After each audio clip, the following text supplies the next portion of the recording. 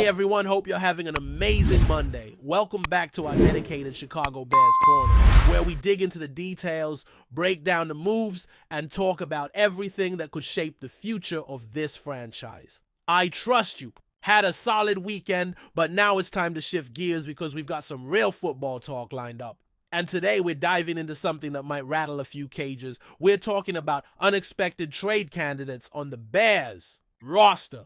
That's right, not obvious moves, not logical next steps, but the kind of trades that make you raise an eyebrow at first, only to think, yeah, maybe that could happen. Now, let me be very clear before we go any further. I'm not saying these trades are happening. I'm not saying they're likely. What I'm saying is that there are certain players on this roster, and when you look at the bigger picture, when you factor in contract situations, depth at their position, and the possibility that someone else steps up during camp, there's a world where trading them makes a bit of sense. Not total sense, not logical in every universe, but just enough to start the conversation. We'll be live this afternoon at 4 o'clock Central Time, like we are every Monday, so make sure your notifications are on. YouTube should give you that 30-minute countdown as well.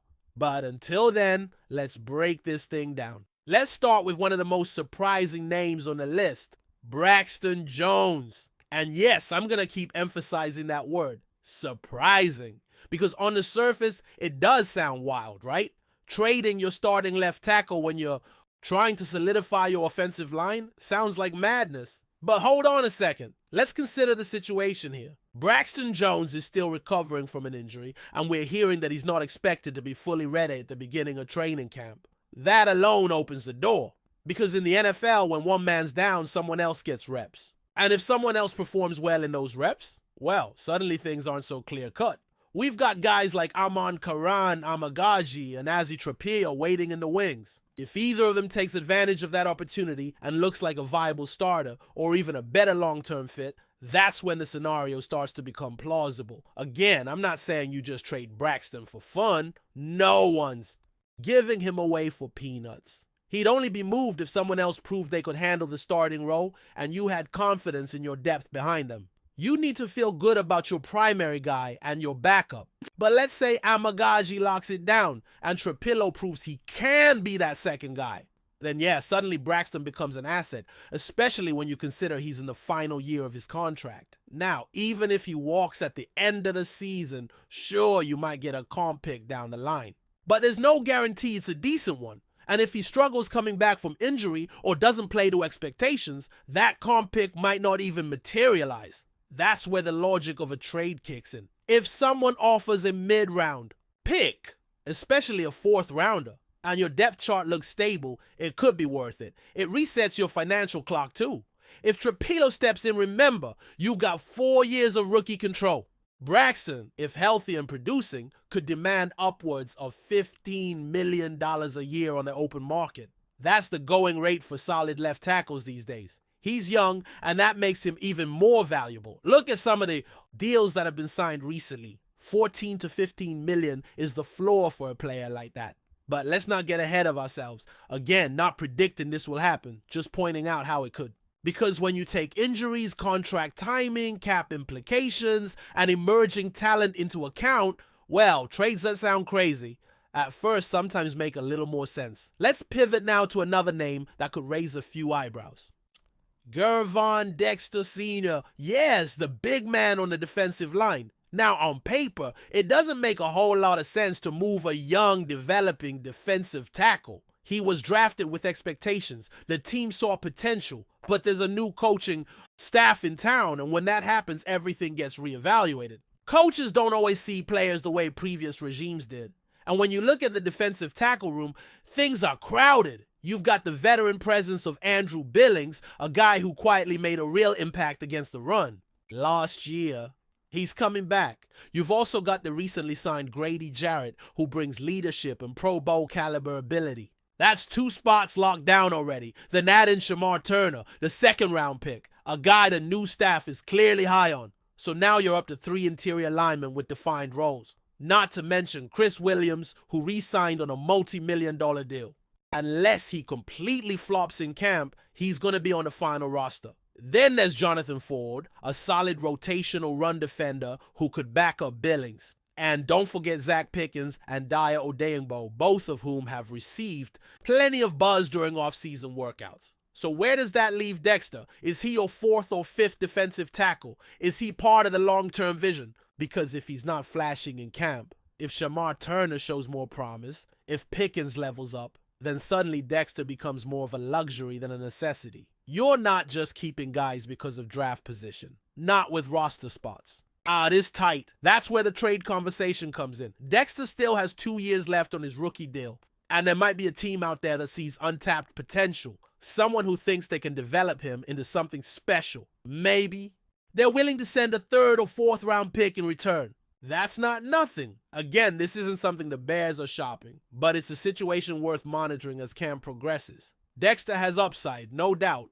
He showed flashes last season, but the consistency against the run, the get-off, at the snap, those things still need work. And in a new system, you never know how a player's skill set fits. Maybe they see him more as a pass-down interior rusher. Maybe they're not convinced he can anchor on early downs. It's all about fit and roll. Now, let's keep going. Let's talk corners, because this is where things get really interesting. We're looking at a couple of guys in that secondary who are entering their third year, and you know how important that year is. That's when coaches expect to see that leap, that next level. Either you're solidifying yourself as a core piece or you're on the bubble. Tyreek Stevenson is one of those guys. He's shown flashes, has the size, has the athleticism, and can play physical man-to-man coverage. But with the arrival of the new defensive staff and a fresh perspective, nothing is guaranteed, especially when you bring in someone like Frazier, who's already turning heads. This guy's speed, his measurables, his ability to play on special teams, it's all adding up. And then there's Terrell Smith, another third-year player, who finds himself in a similar spot. Maybe one of them locks down the CB2 spot opposite. Jalen Johnson, maybe one doesn't. If that happens, suddenly you've got a surplus. And if Frazier rises, someone else's role shrinks. Stevenson could absolutely be a trade candidate if he doesn't win the job.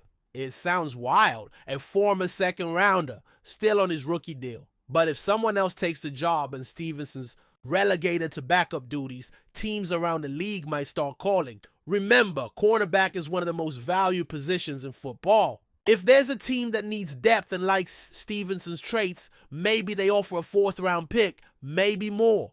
Depends how camp goes. Depends how injuries shake out around the league. Same goes for Terrell Smith. He's got a shot. He's been praised internally.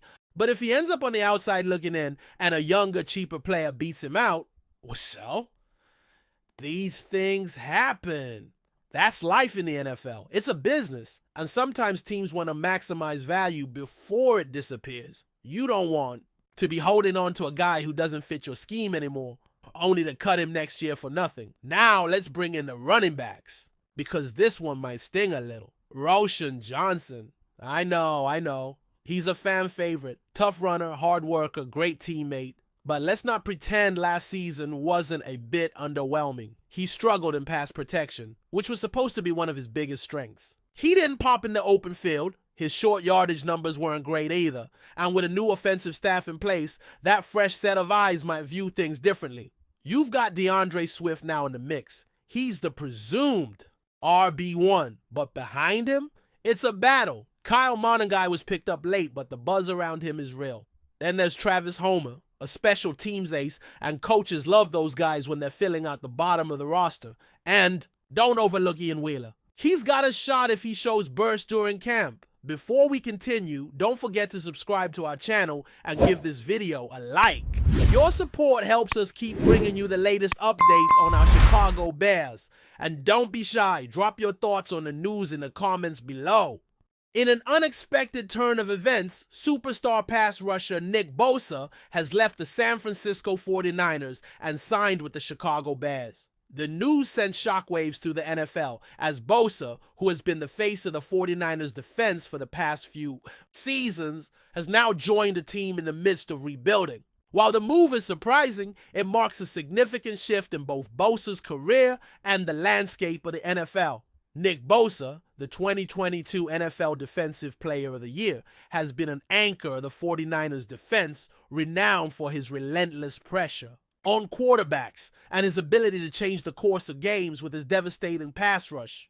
His dominant performances in recent seasons earned him numerous accolades, and many considered him to be the cornerstone of San Francisco's defense. However, the allure of a fresh challenge and a new chapter in his career led him to part ways with the 49ers. The decision to sign with the Chicago Bears represents a bold move for Bosa, who is known for his competitive nature and hunger for success. The Bears, who have struggled in recent years, are looking to rebuild and become a contender in the NFC. By adding Bosa to their roster, they have immediately upgraded their defensive line and sent a strong message to the rest of the league. The Bears' defense now features one of the most dynamic pass rushers in the game, and their prospects for the upcoming season have dramatically improved. For the 49ers, Bosa's departure leaves a significant hole on their defensive line. The team will now have to look to fill the void left by their star rusher, a task that will be challenging given the level of play that Bosa brought to the field week in and week out.